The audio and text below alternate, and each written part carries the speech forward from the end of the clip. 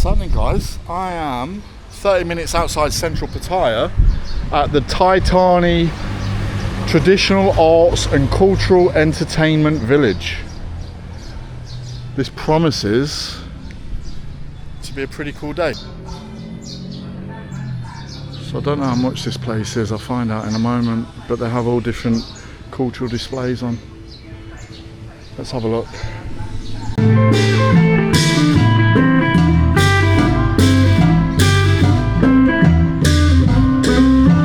Guys, I am in the Thani Cultural Village and I'm going to give you a look around. Now there are a couple of schools here, so I can't interfere with what they're doing, but I will show you what I can. I've just actually had a private tour by a chap named Rob, a really cool guy. He's given me all the history, shown me all around the complex. I'll do my best to remember what he shared.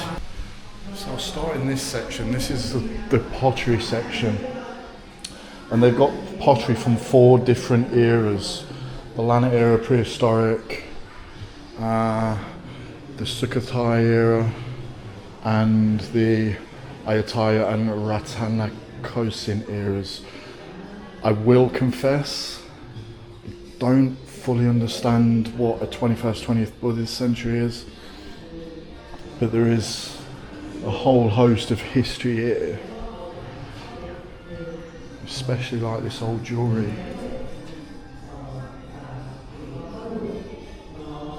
How cool is that? And then the other thing I like is this pottery here. He was telling me that originally this would have been for the royal family,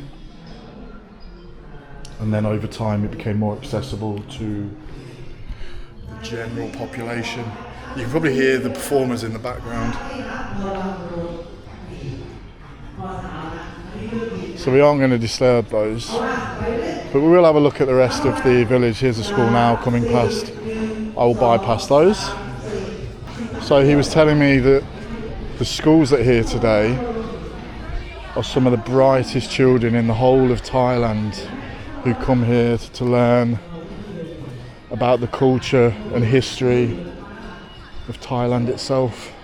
So while I walk to the next location, let's just talk about price. It cost me 250 baht to get in, which is just over £5, give or take. They offer packages which are much more expensive than that, where you can participate in activities.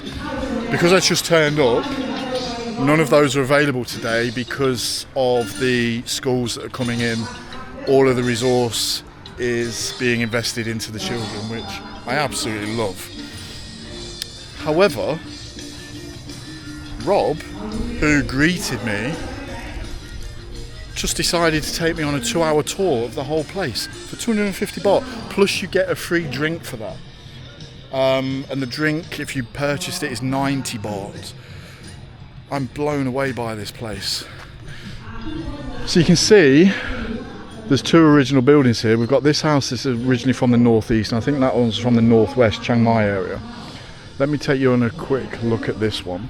So he was telling me the northeast is really hot, so everything about this house, even the gaps in the stairs, was designed for airflow.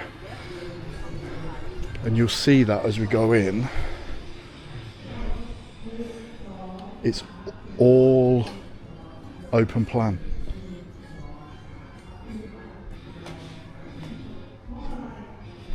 This would have been where they would eat meals, they would rest. And then there was one bedroom that the whole family would share. But you can see just how many windows there are just to get air moving around.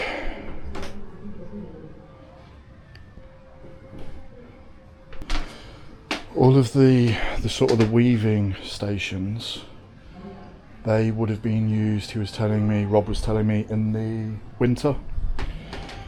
And then in the summer, it was tending to the crops, the fruit, the vegetables. Can you see that in the distance? I think his name's Kami, the elephant.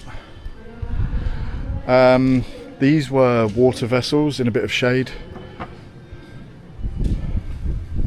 and this was the main kitchen area where the women would do most of the cooking.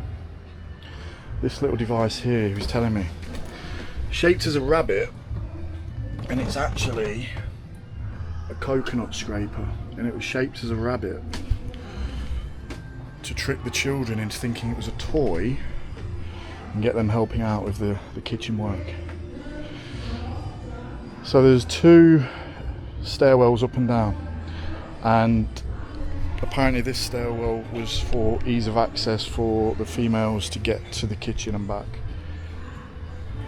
Also, I asked him, these properties feel really big, but because there was no condensing of the population, they had as much space, and you'll see when we get to the food plant, they had as much space as they chose. So underneath was predominantly used for like workshops, storage, and sometimes if they had guests that couldn't fit in the house, they would sleep under here. This is set up for activities for the children to do. I think they've been making tie-dye scarves, which is really cool. And again, it was on stilts to help with airflow, as well as to keep the people safe from predators, so tigers and other nasties. So the house we'll look at next, that's from the northwest. So this property is from the Isan area. That's from the northwest, and there's some significant differences. There's no point putting my shoes back on, is there? Let's go and have a look. So houses in the northwest, or the northwest itself, was believed to be, or is, a different climate, significantly cooler and wetter. So you see, because of that, there's some changes to the way this place has been built. Here's an idea of like how they would make sort of cloth material.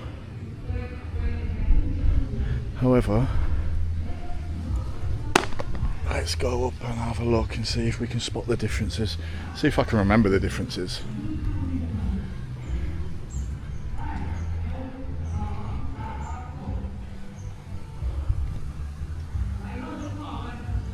So you probably spot one straight away. And you probably show straight away on the camera. Can you see how darker it is? Because they had much fewer windows to try and retain heat. Here's something I found fascinating. You see these lips? Let me show you the one on the front door actually, with the light coming in. You see this lip here? What do you think that was for?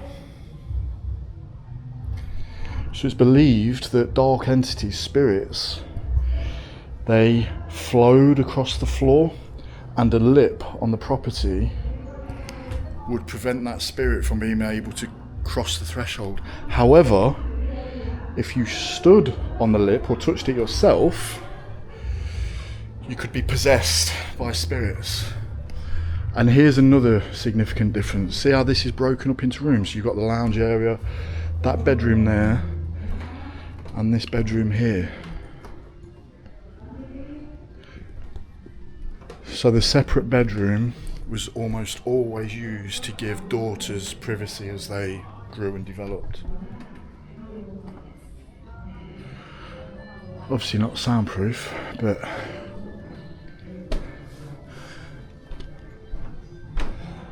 and then all of these properties are stained. I think it was in some sort of wine, he said, to keep the weather at bay.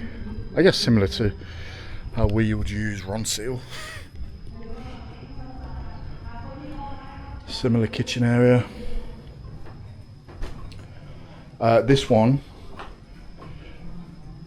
they cooked indoors, and I was a bit concerned that there obviously a risk of fire, but apparently they weren't concerned about fires. In this one they would actually have the fire underneath this shelf, and they could dry predominantly fish on that shelf. So if they went through a lean spell food-wise, they had a stock of ready-to-eat meat and protein sources to get them through that period. And here you can see another one of those coconut carving tools.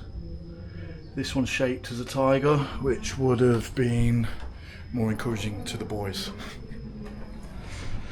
Right, let me get downstairs and we'll move on to the next part. I'm just going to capture this at the front of the property. These pots, they're still used today, and you'll see them everywhere, and you'll see like one rooster within that pot, and normally they are the fighting roosters, and cockfighting, I think that's what you call it, is still predominant here. So through here is, I guess, what we would call an orchard. They've called it a fruit farm. In fact, let me just catch this. Look, they do have their own flock of little chickens. I'm not sure how tame they are. I assume they're pretty tame because they get visitors every day. I don't want to scare them though. Something, guys. Ooh. So they've got their own food there. They're foraging as well. Right, despite it being ridiculously warm and I'm getting sunburnt today, this is not the season for these fruit trees to be growing. I'm going to try and spot a couple that look familiar, because I'll be honest, I've never heard of the sapodilla. This one is the pomelo, which doesn't look like a pomelo. The what is it that we get? Chinese watermelon, I can't remember. So you've got star fruit, jackfruit, dragon fruit, but obviously none are in season at the moment. It did say if you come around here in December, January, everything is fruiting, and yeah, it's really, really nice. Guava. This is the restaurant. There are people in here, but I just want to walk us through the other side. So I'll turn my camera off while we go through the restaurant and bring you out the other side. And you've got loads of different things been planted here.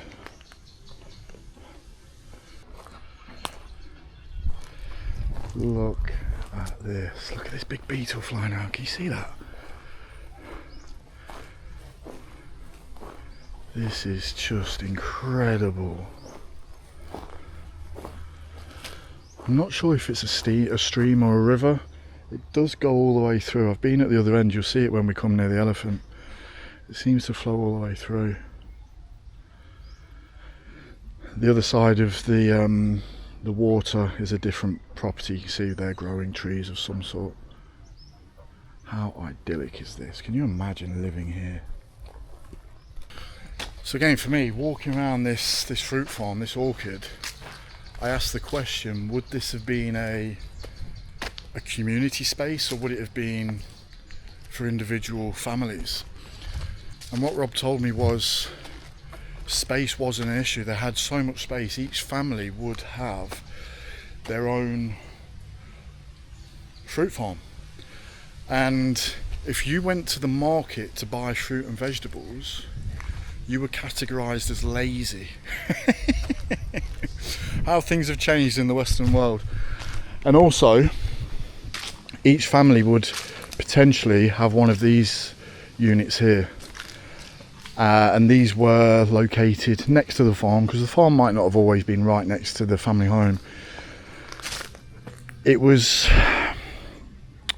used primarily for ease. So if the farm was some distance away, people could stay and have a place to rest.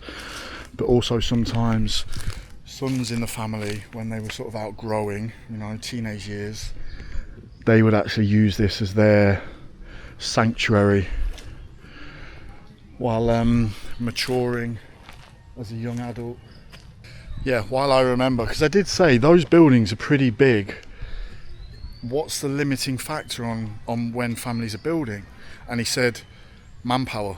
Families would want sons, and you can see here, look, I mean obviously it's modern equipment, but this little fruit farm place has got a little gym set up next to it, because they would want their sons to grow big, grow strong, because it would mean them being more productive and helping around where they lived. Now this isn't part of the property complex, but it's to give you a bit of idea of history on the culture of Thailand. You know, their national sport is Muay Thai, Thai boxing. And they do packages here. You can come and do some kickboxing lessons or sessions, activities with their instructors. I'm not quite sure what the imitation blades are for. And this drum,